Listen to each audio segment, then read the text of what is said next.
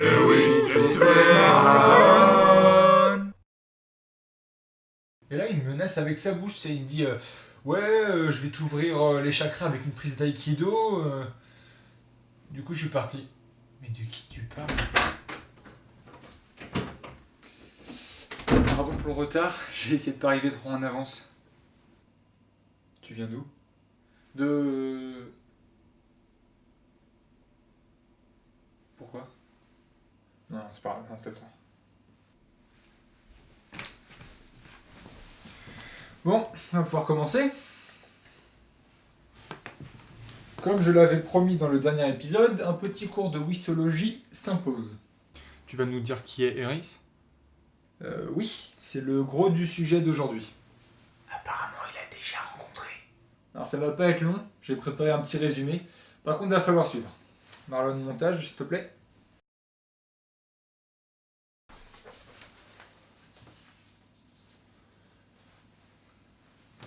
Tadam! On voit rien. Montage, s'il te plaît.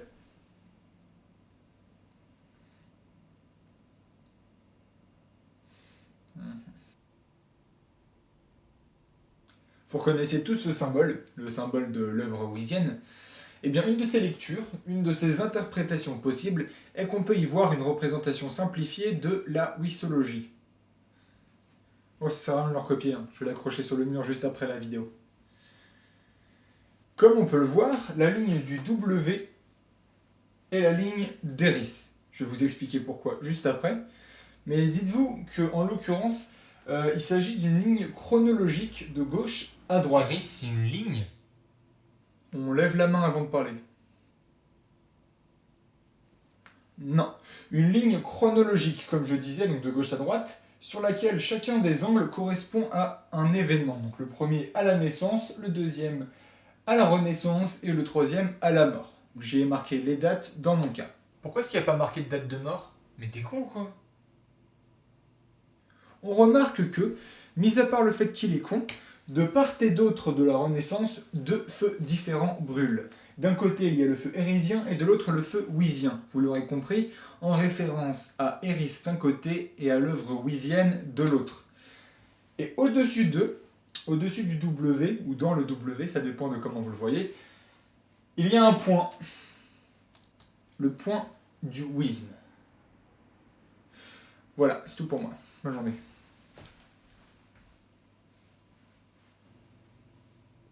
J'ai rien compris. Je plaisante, bien entendu. Tout ce que je viens d'expliquer peut paraître un peu abstrait pour les non-initiés, donc laissez-moi vous expliquer, à commencer par l'évident. Eris,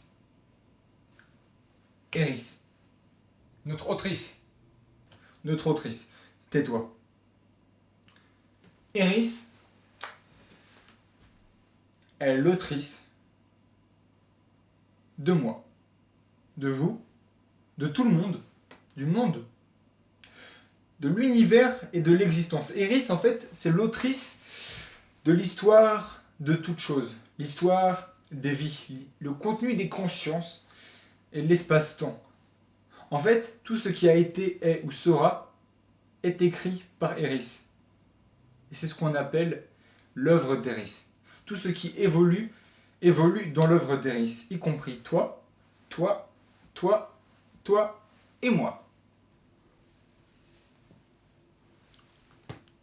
Tu es une œuvre érisienne, toi aussi, toi aussi, toi aussi et moi aussi.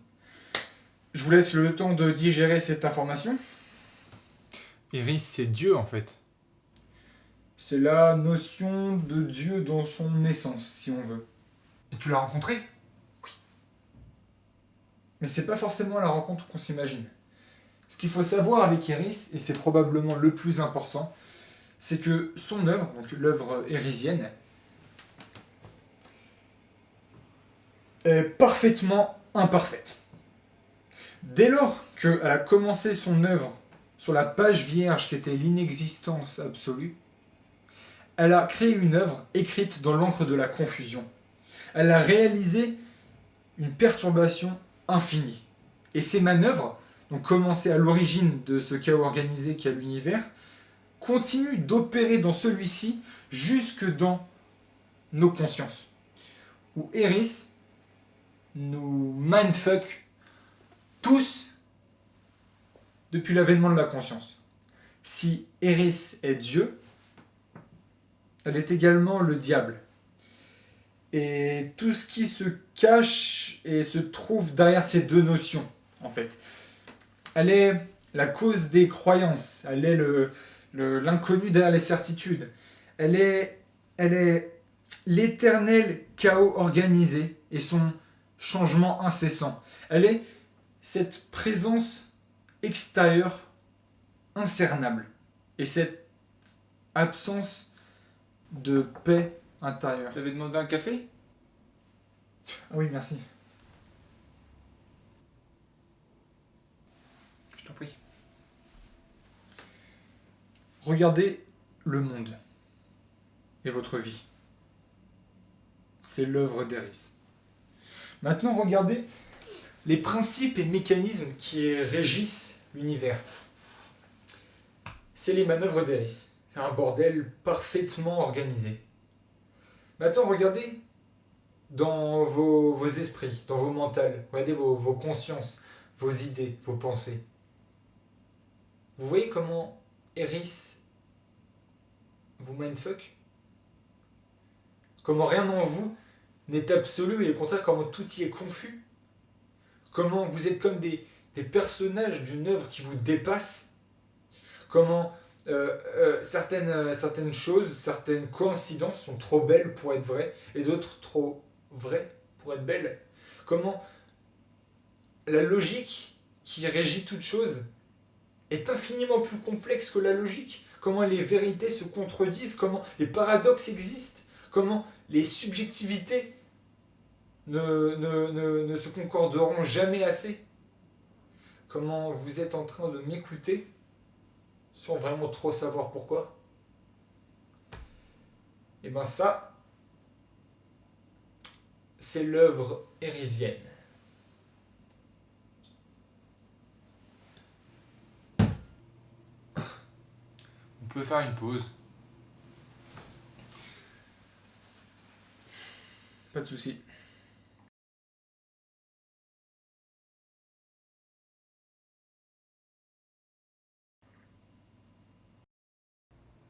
Merci.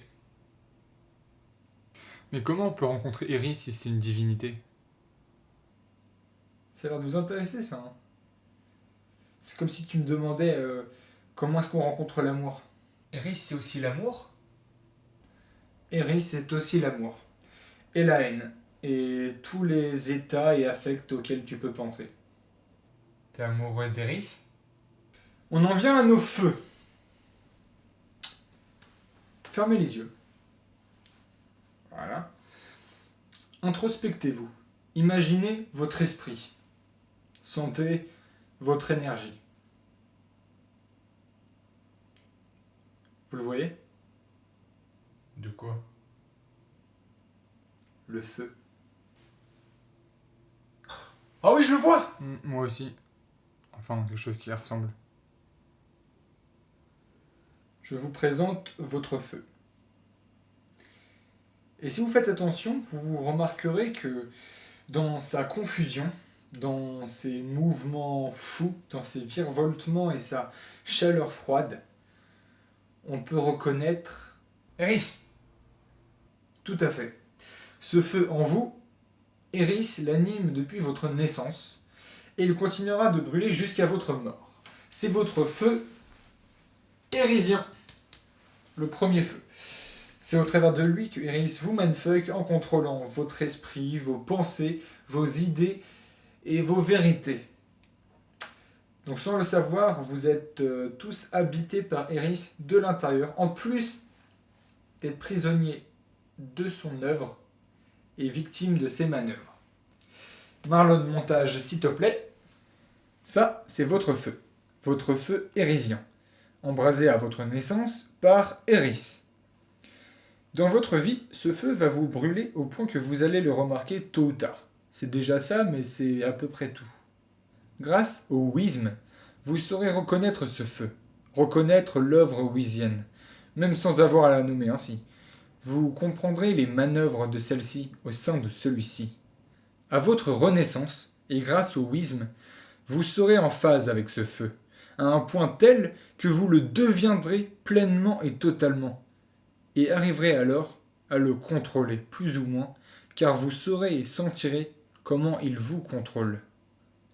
Vous serez tant synchronisé au feu hérésien, et donc à l'œuvre hérésienne, que vous en deviendrez autonome. Vous deviendrez votre propre feu, un feu wisien, capable de faire le point sur l'œuvre hérésienne et de mettre un point à ses manœuvres, son influence, son contrôle. Dès lors, étant ce nouveau feu, et pouvant faire cela, vous serez alors capable, à point nommé, d'œuvrer selon votre propre feu, car un feu qui comprend l'œuvre dans laquelle il est compris. Votre feu brûlera pour l'œuvre wisienne dans l'œuvre hérésienne. Et donc la renaissance, c'est un genre d'éveil. Ne cherchez pas à le concevoir en faisant des parallèles. C'est à vous de chercher Eris en comprenant son œuvre et en apprenant ses manœuvres. La renaissance, c'est la réalisation de l'œuvre hérésienne en l'œuvre wisienne de votre réalisation. C'est quoi le wisdom? Ouais, je te connais pas le wisdom. Ah bah je vois qu'il y en a qui n'ont pas fait leur devoir. Le wisdom, c'est la philosophie, slash spiritualité, slash idéologie, slash volonté, slash foi, slash mentalité, slash énergie, slash outil, slash solution artistique, slash catalyseur d'attention, slash le paradigme personnel qui te permet de réaliser ta vie et ton œuvre selon ta volonté plutôt que selon la volonté d'Eris. Mais encore une fois, sans avoir à la nommer, Eris. Et ça professe quoi le wisdom en gros? Attention à ton attention, la perfection et sa poursuite à chaque instant. La sagesse est silencieuse, la liberté illusoire, la valeur subjective, la vérité volatile, la naissance une perturbation, l'amour un potentiel exponentiel et ta vie une œuvre. Il n'y a pas d'un sans autre, pas de profit ou d'expérience sans peine ou contrainte et inversement, ni rien sans rien. Aussi, tout est un tout et à son contraire. Réalise que tu es un feu, comme chacun, par chacun, pour chacun, à contrôler et avec volonté évolue dans le changement chaotique. Voilà. Lewis? Oui. Attends.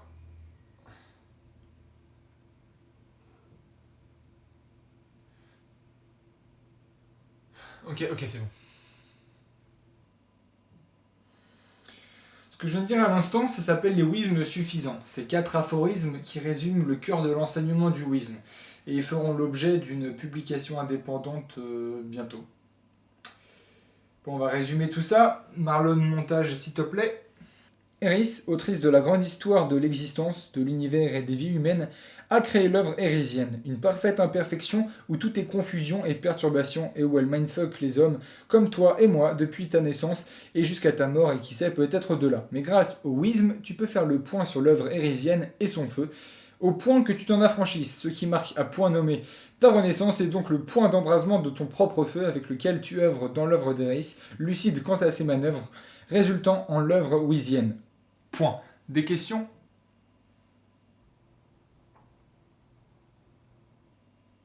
Je vous l'accorde, c'est aussi passionnant que c'est chiant à expliquer. Ouais, juste, il y a dû y avoir un petit quiproquo parce que de base, j'étais juste venu écouter Dernier Départ, moi. Marrant que t'en parles. Dernier Départ est justement un projet pré-Renaissance. Que ce soit dans ses textes ou son exécution, on reconnaît l'œuvre d'un égo hérésien. Et un public averti peut entendre Eris.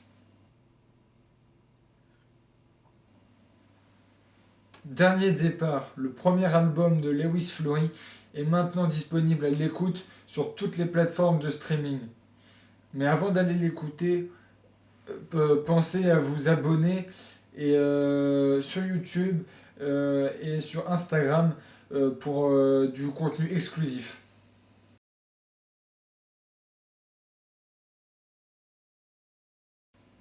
Bon les Marlon, pour la prochaine fois, je veux que vous écoutiez l'album et que vous me fassiez une dissertation sur la présence d'Eris dans le projet. Lewis. Mais pourquoi s'affranchir d'Eris en fait? C'est pas mieux d'accepter le fait qu'on est des personnages de son œuvre? C'est pas une forme de mégalomanie ou d'égocentrisme solipsiste que de penser qu'on peut être une entité détachée du monde dans lequel on existe? Excellente question. Tu y as intégré la notion de mieux. Alors sache que les concepts de meilleur et de pire sont des inventions d'Eris pour nous mindfuck. En fait, le meilleur et le pire, c'est du vent. C'est indéfinissable et c'est inquantifiable. Donc, en posant cette question, en fait, tu me poses un mindfuck. Tu te prêtes au jeu de la confusion d'Eris. Et c'est sûrement ton feu intérieur qui t'a fait poser la question. Et je pourrais quand même te répondre quelque chose. C'est que tu me parles d'ego. Et que est-ce qu'il y a un ego wheezien? Alors oui, car en fait, un ego, c'est tout simplement une projection de ta conscience qui essaye de se définir en une image fixe, en une entité, en un portrait en fait.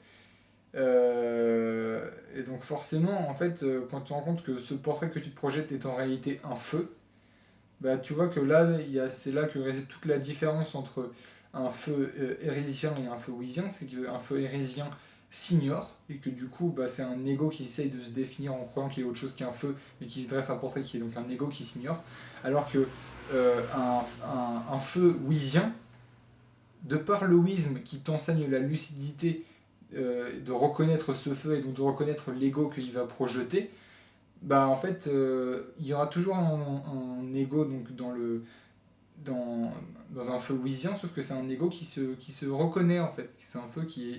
C'est un ego qui est utilisé dans l'œuvre wheezienne et qui est un outil et non plus une projection qui s'ignore. Voilà.